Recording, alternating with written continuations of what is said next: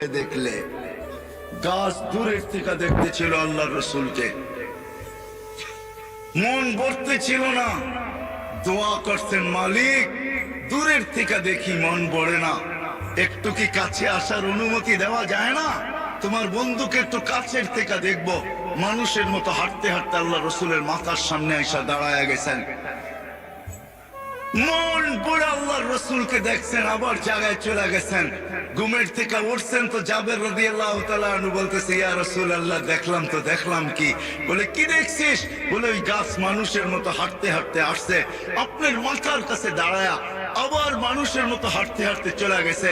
তো আল্লাহ রসুল বলছে ও দূরের থেকে দেখতেছিল, মন ভরতে ছিল না, তো হাত উঠায় দিছে, মালিক এত কাছে বন্ধু আসলো, আপনার বন্ধু আসলো, আমি দূরের থেকে দেখা মন ভরে না, একটু কি অনুমতি আমাকে দেওয়া যায় না যে আমি একটু মাথার কাছে দাঁড়ায় দেখবো, নিজের মনটাকে ভরবো?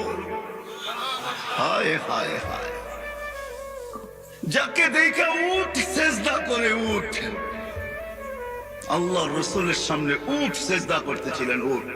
সাহাবা বলছে, ইয়া রাসূলুল্লাহ নাহনু আহাক্কু বিহা, উট যদি আপনাকে সেজদা করতে পারে তাহলে তো আমরা বড় অধিকার রাখি। তো আল্লাহ রাসূল বলছে, লাউ আমারতু আহাদান আন ইয়াসজুদা লি আহাদিন লা আমারতু নিসা আন ইয়াসজুদনা লি আজওয়াজিহিন্না, কোন মানুষকে যদি আল্লাহ ব্যতীত কারো সেজদার বৈধতা থাকতো তাইলে আমি স্ত্রীকে বলতাম সে যেন স্বামীর পায়ে ডেলি সেজদা করে। না না, উট করছে বিদায় তোমরা করতে পারবে তা হবে না, তোমাদের সেজদা একমাত্র আল্লাহর জন্য হবে। হায় আমি কতটুকু বুঝাবো আর।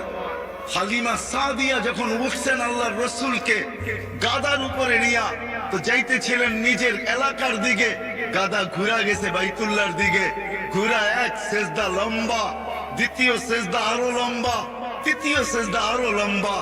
গাদাকে জিজ্ঞাসা করছে, হালিমা আরে এত লম্বা লম্বা সেজদা, সবাই চলে যেতেছে, আমি যাব না। আমি সেজদা দিব না তো দিব না কেন?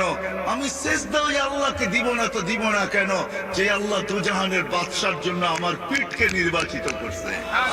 আমি সেজদা দিব না তো দিব কে?